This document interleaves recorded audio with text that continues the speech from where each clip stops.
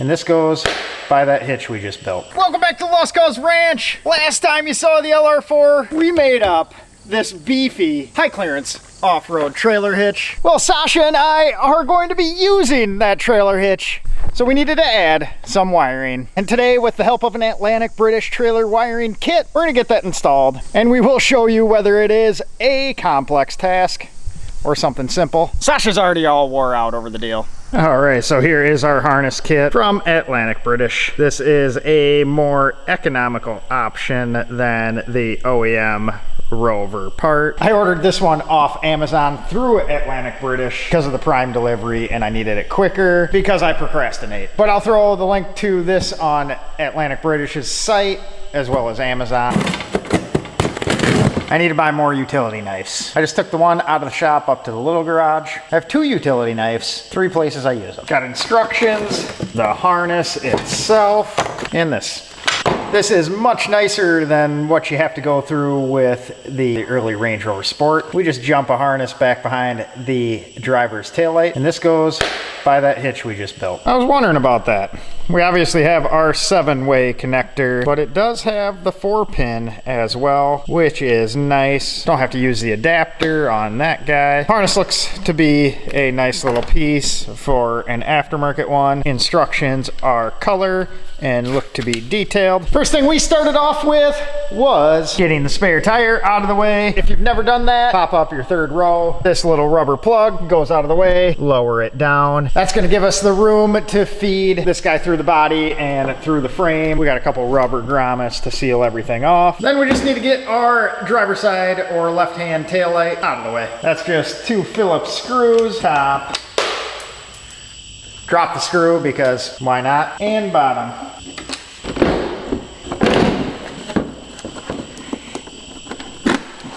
I prefer to use a little plastic pry tool to help pull it out. There is a retainer top and bottom on the outside quarter panel. Goes right there. Then it just yanks out. The trailer harness comes in 2 pieces. Splits right at these weather pack connectors. This is super simple with one hand.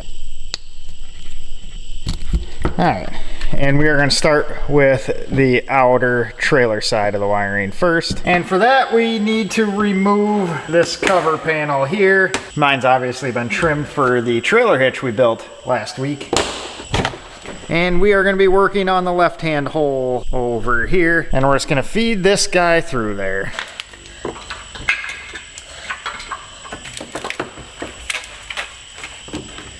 Here's to hoping it fits with my hitch there. You never know. And it does fit in there. I was a touch worried because we have the hitch bolted on, and that is not a factory piece, obviously. But we can still operate our little door and get in there with room to spare. But that guy is dangled through, and the kit came with 4 screws. Look at my dirty hand. I do actually work sometimes. But 4 screws, and we have 4 holes. Feed them through. Could do this with power tools, but that would require me getting up and grabbing one, so old school way. And with the power of editing, we have 4 screws in. I also went ahead and 180'd our connector, so it opens this way now because it had these little metal tabs that wouldn't allow it to fit the other way, even though it shows it the way I originally had it. Not a big deal, it still works. And now we wipe our hands off because we're moving to the interior. I go ahead and flip the seats down. And on the left side here, we got this access panel. We're gonna go ahead, remove that, and we'll be working in here. So we have 2 gray connectors on our trailer harness that we'll need to plug in, and those will plug into these 2 here. We just need to unhook these. I'm gonna set you down. Fumble around. So we got the first one out of the way. Second one is back here as well. And there. So those 2 were plugged into these 2 dummy blank connectors to hold them out of the way. That's how we know we got the right ones. They weren't doing anything. Looks like we got a 4-pin and a 6-pin, which matches up to a 4-pin and a 6-pin. So right below these 2 is this grommet here, and we need to remove that guy There. Then we go outside here to behind the taillight, and guess what? We need to remove this one too. God, you guys are smart. So just an assumption on my part, but I'm guessing that's what those two grommets are for. Kinda matches. Now we need to feed the harness through the two holes we just unplugged. You can go either way. I'm going to go from the inside out. Make sure the gray are on the inside. Black ones here are on the outside. And we just need to seat the grommets.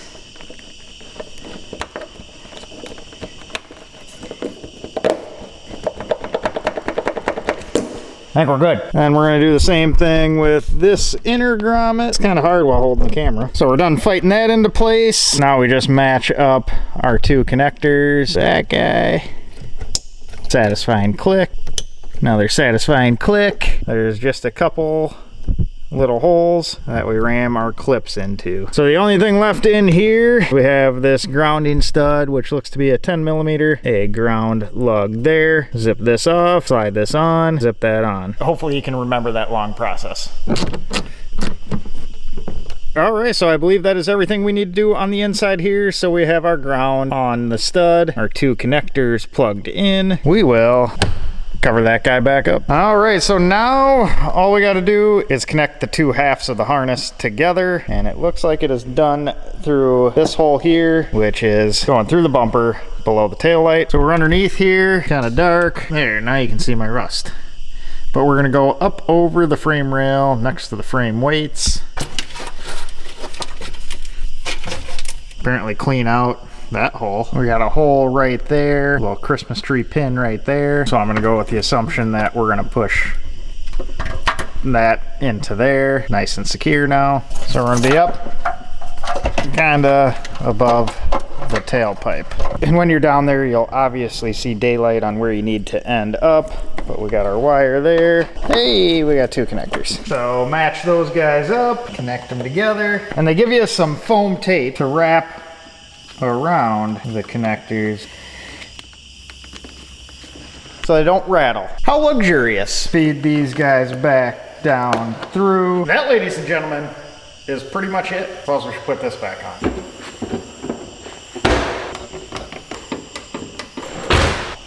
I gotta say, I really can't complain about that one. It's about as easy as it gets installing a trailer harness, especially a 7-pin. Love it when Land Rover thinks ahead and has it pre-wired. So we just need to test this guy out with trailer, make sure everything lights up. But before we pull this guy out, back to that procrastination thing, I'm leaving in a day to drive 1,500 miles and tow for half of those with the LR4. And I've been driving around with a low pad warning for the rear brakes. Should have done it a month ago, but no time better than the present.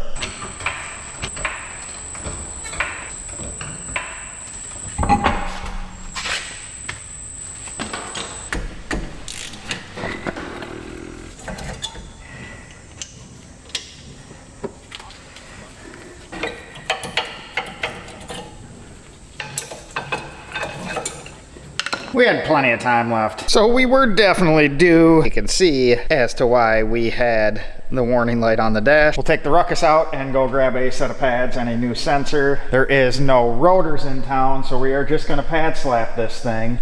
Do as I say, not as I do. Don't procrastinate, and you won't find yourself in this situation. So we'll order a set of rotors and we'll toss those on when those come.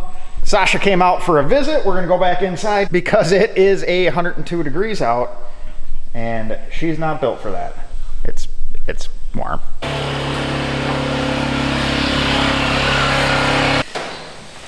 Picked up our parts.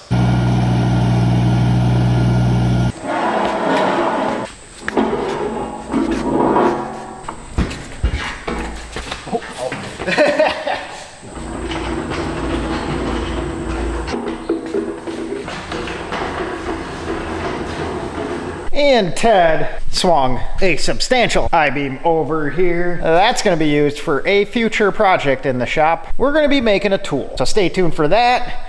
Also, I found out I-beams are solid.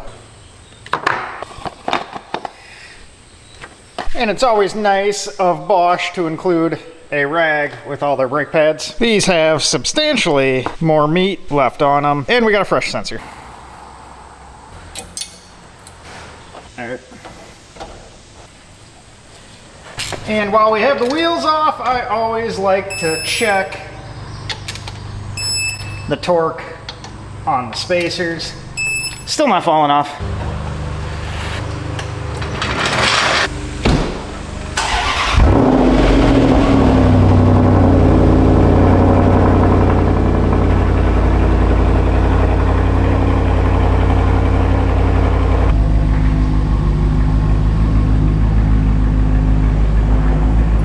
Must have done something right.